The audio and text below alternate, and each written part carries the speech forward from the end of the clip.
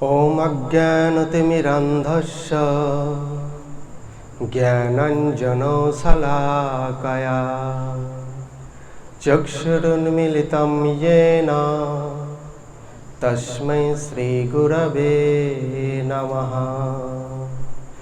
वाञ्छाकल्पतरुभ्यश्च कृपासिन्धुभ्येव च पतितानां पावनेभ्यः वैष्णवेभ्यः नमो नमः। সকলকে ধন্যবাদ প্রণাম। তো আসুন আমরা শ্রীমদ্ ভাগবত মহাপুরাণের প্রথম স্কন্দ অষ্টম অধ্যায় 28 নম্বর শ্লোক থেকে 31 নম্বর শ্লোক পর্যন্ত আলোচনা করার চেষ্টা করব শ্রী গুরুদেবের কৃপায়। তো আমরা এই আলোচনায় ছিলাম যে কুন্তী দেবী ভগবান শ্রীকৃষ্ণের স্তব করছেন ভগবান যখন হস্তিনাপুর পরিত্যাগ করে চলে যাচ্ছেন। সেই সময় আমরা 27 পর্যন্ত আলোচনা করেছিলাম, আজ 28 থেকে আলোচনা হবে। 28 নম্বর শ্লোকে কুন্তী দেবী ভগবান শ্রীকৃষ্ণ সম্পর্কে কি বলছেন? বলছেন, মন্যে ত্বম কালমীশানম অনাদি নিধনম বিভুম সমম চরন্তম সর্বত্র ভূতানাম জন্মিথঃ কলিঃ। এই কথা পরমেশ্বর ভগবান শ্রীকৃষ্ণের উদ্দেশ্যে কুন্তী দেবী বলছেন। এর অর্থ কি? এর অর্থ বলছেন, হে কৃষ্ণ, তুমি পরমেশ্বর, তুমি কাল স্বরূপ, পরম নিয়ন্ত্রা, আদি ও অন্তহীন, সর্বব্যাপ্ত তুমি সকলের মধ্যে পরমাত্মা রূপে ও সর্বত্রই সমানভাবে বিরাজ করো এবং সকলকেই সমানভাবে তুমি কৃপা করো। তবুও সংসারের আবদ্ধ জীব নিজেদের মধ্যে বৃথা কলহ করে। প্রকৃতপক্ষে এখানে বলতে চাইছেন কুন্তী দেবী যে আমরা এই সংসারে এসেছি কলহ বিবাদ করার জন্য নয়। আমরা এখানে এসেছি কেন?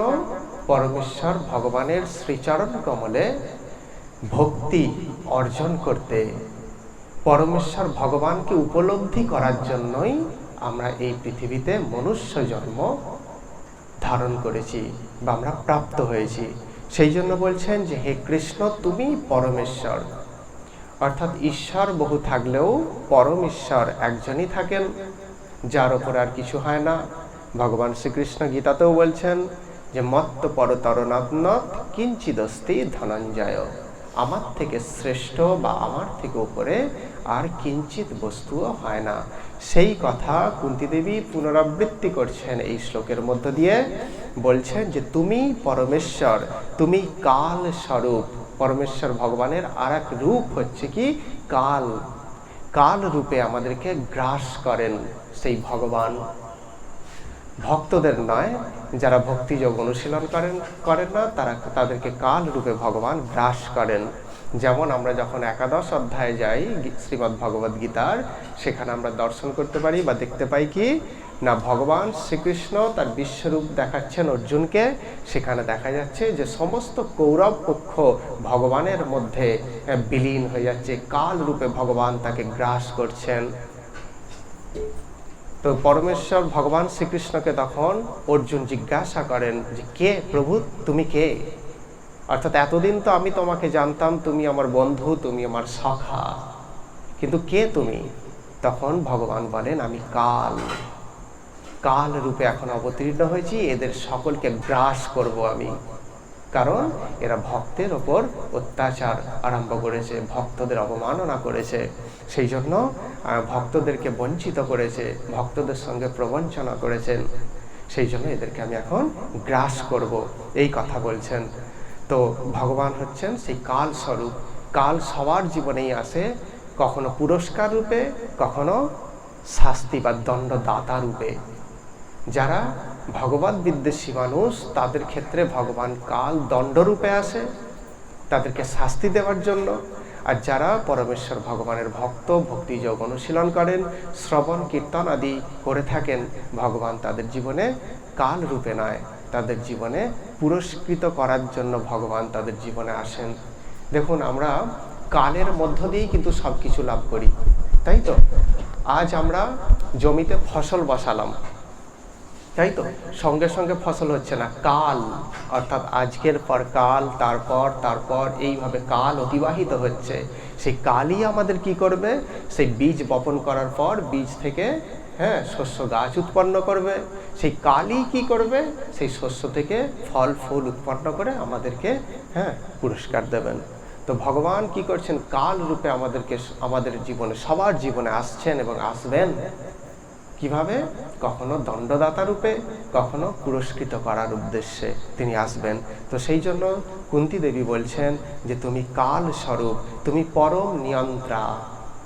আমরাও নিয়ন্ত্রক, অর্থাৎ আমরা আমাদের অফিস নিয়ন্ত্রণ করছি, আমরা আমাদের পরিবার নিয়ন্ত্রণ করছি, পুত্র কন্যা পরিজন সকলকে নিয়ন্ত্রণ করছি, কিন্তু আমাদেরকেও আবার একজন নিয়ন্ত্রণ করছেন, তাদেরকেও আবার আরেকজন নিয়ন্ত্রণ করছেন। এইভাবে যদি আমরা যাই, দেখতে থাকবো সবার শেষে কে আছেন? পরমেশ্বর ভগবান শ্রীকৃষ্ণ। তিনি সকলকে নিয়ন্ত্রণ করছেন। সেই জন্য কুন্তী দেবী বলছেন, হে কৃষ্ণ, তুমি পরম নিয়ন্ত্রা, তুমি আদি এবং অন্তহীন, তোমার কোনো শেষ নেই, তুমি অন্তহীন, তোমার কোনো অন্ত নেই। আর কি, তুমি সর্বব্যাপ্ত, অখিল ব্রহ্মাণ্ডে, অখিল জগতে তুমি সর্বত্রই বিদ্যমান, সর্বত্রই বিরাজমান। সেই জন্য তুমি সর্বব্যাপ্ত, তুমি সকলের মধ্যে পরমাত্মা রূপে অবস্থান করছো এবং সর্বত্রই সমানভাবে তুমি অবস্থান করছো, সকলের মধ্যে, প্রত্যেকটা জীবের মধ্যে, প্রত্যেকটা অনুপরমাণুর মধ্যে পরমেশ্বর ভগবান পরমাত্মা রূপে বিরাজ করছেন। আর কি বলছেন? তবুও এই সংসার আবদ্ধ জীব তোমাকে উপলব্ধি না করে কি করেন? পরস্পর জড়জাগতিক তুচ্ছ লাভ ক্ষতি নিয়ে তারা পরস্পর ঝগড়া বিবাদ করে। অর্থাৎ এসেছে এখানে কি করতে? এসেছে এখানে শ্রীকৃষ্ণকে উপলব্ধি করতে, পরমেশ্বর ভগবানকে উপলব্ধি করার জন্য আমরা এখানে এসেছি। কিন্তু সেটা না করে আমরা আবদ্ধ হয়ে, মায়ার দ্বারা আবদ্ধ হয়ে আমরা কি করছি না, আমরা সেই পরম তত্ত্বকে উপলব্ধি না করে পরস্পরের সঙ্গে কলহ বিবাদে লিপ্ত হচ্ছি। দেশে দেশে, রাষ্ট্রে রাষ্ট্রে, ধর্মে ধর্মে, গোষ্ঠীতে গোষ্ঠীতে, দলে দলে, শুধু এই দ্বন্দ্ব, এই বিবাদ। কিন্তু আমরা এই বিবাদ করার জন্য এই সংসারে আসিনি, এটা আমাদেরকে উপলব্ধি করতে হবে। সেই জন্য আমাদের আচার্যরা বলছেন কলহ পরিত্যাগ করো।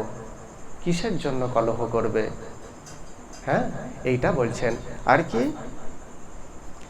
তো এরপর ভগবান শ্রীকৃষ্ণ 29 নম্বর শ্লোকে বলছেন যে শ্রীকৃষ্ণকে উদ্দেশ্য করে কুন্তী দেবী বলছেন যে হে ভগবান, তুমি যখন মানুষের মতো লীলা করো তখন তোমার সেই অপ্রাকৃত লীলা সকলে বুঝতে পারে না। যদিও তোমার প্রিয় বা অপ্রিয় কেউই নেই, অর্থাৎ তুমি সমদৃষ্টি সম্পন্ন, তবুও মোহগ্রস্ত জীবেরা মনে করে যে তুমি পক্ষপাত দুষ্ট। আমরা ভগবানকে ভুল বুঝি, বদ্ধ জীব। সেই জন্য কুন্তী দেবী আমাদেরকে সচেতন করে দিচ্ছেন, আমরা যেন মায়ার দ্বারা বদ্ধ হয়ে ভগবানকে ভুল না বুঝি।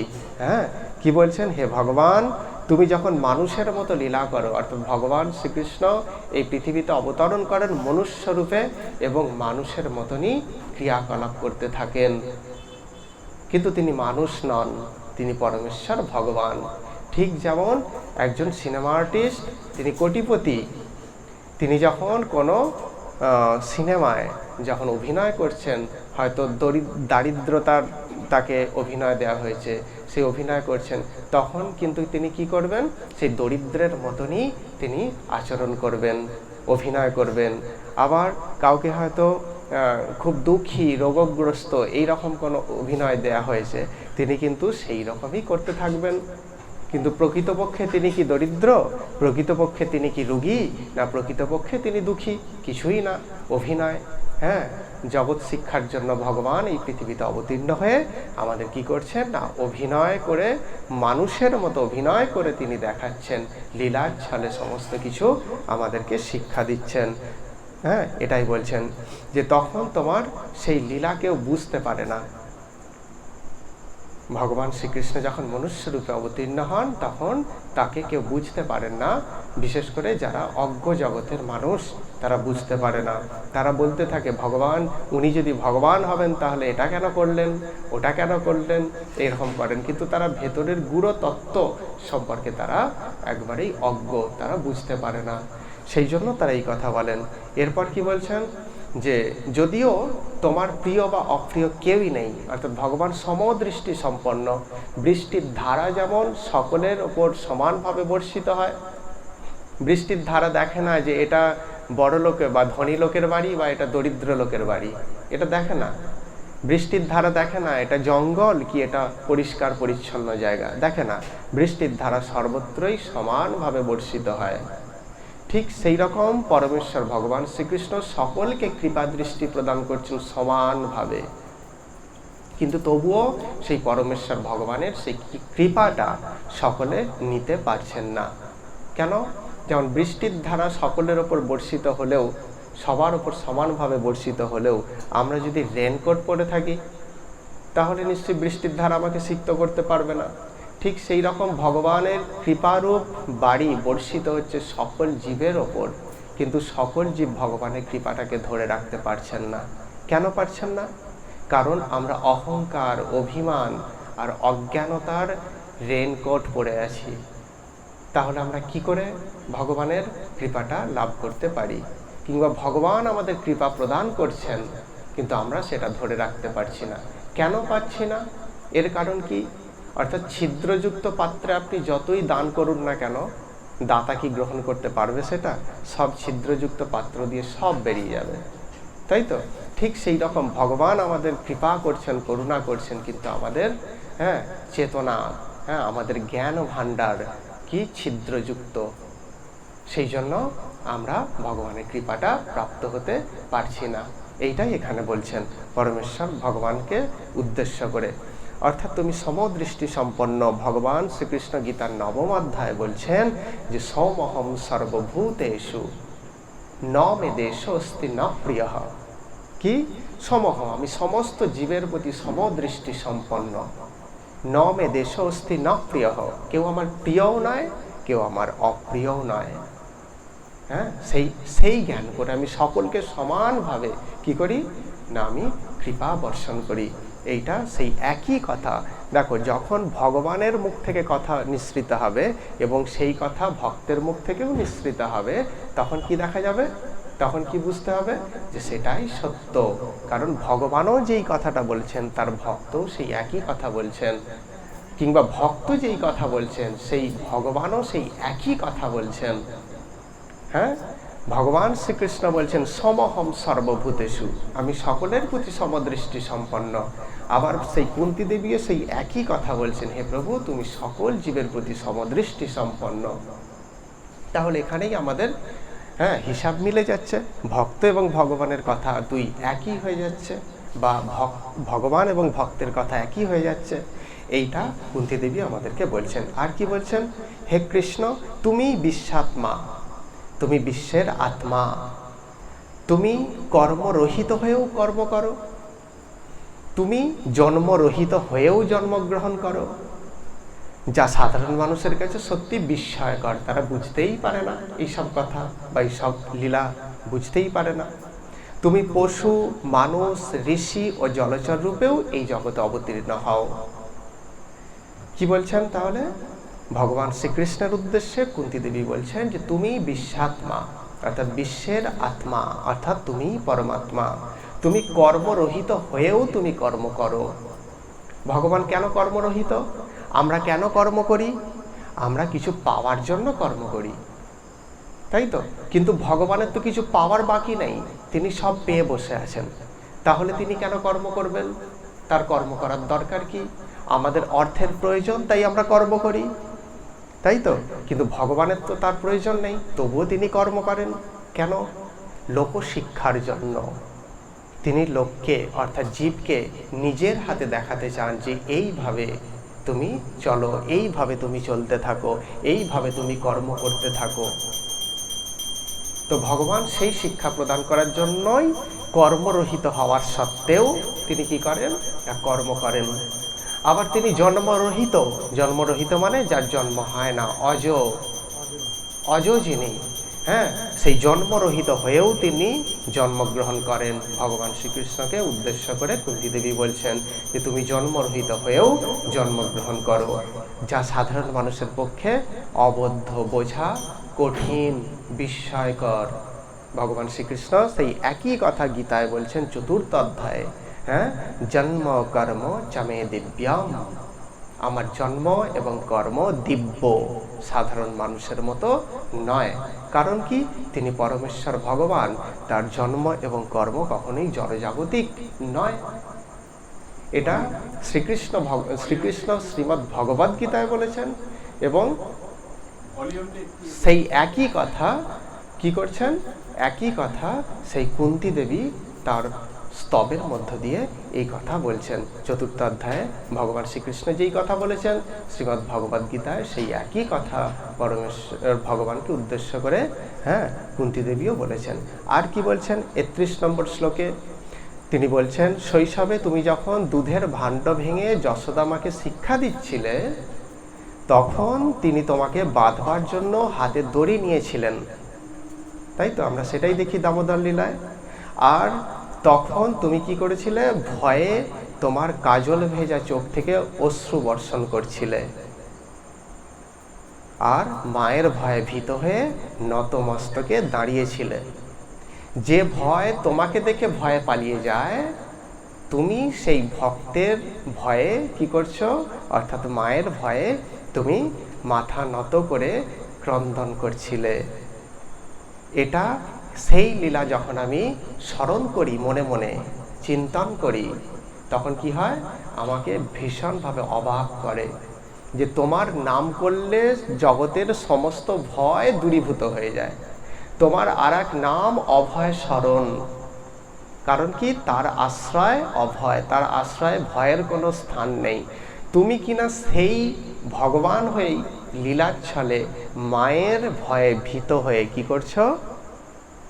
তুমি ভীতগ্রস্ত হয়ে, হ্যাঁ, কাজল ভেজা চোখে সেই চোখ মুচ্ছ, আর তার ফলে চোখ কি হয়ে যাচ্ছে? কাজলে লিপ্ত হয়ে যাচ্ছে। সেই দৃশ্য দেখে আমার ভীষণ, হ্যাঁ, অবাক লাগে। কি বলছেন? প্রথমে দুধের ভাণ্ড ভেঙে যশোদা মাকে শিক্ষা দিচ্ছিলেন। কেন? কি শিক্ষা দিয়েছিলেন দুধের ভাণ্ড ভেঙে? যশোদা মা, আমরা দেখতে পাই, গোপাল যখন ঘুম থেকে উঠে যশোদা মায়ের কোলে আসেন দুগ্ধ পান করার জন্য, তখন মা বাৎসল্য প্রেমে অভিভূত হয়ে, হ্যাঁ, সেই গোপালকে কি করছিলেন? দুগ্ধ পান করাচ্ছিলেন। কিন্তু মা কি করেছিলেন? উনানে দুগ্ধ গরম করতে দিয়েছিলেন। সেটা আগুন ছিল, এবার সেই আগুনের তাপে সেটা কি বলে ওটাকে, উথলাতে উথলাতে কি হচ্ছে? সেইটা কড়া থেকে বা ভাণ্ড থেকে পড়ে যাচ্ছে।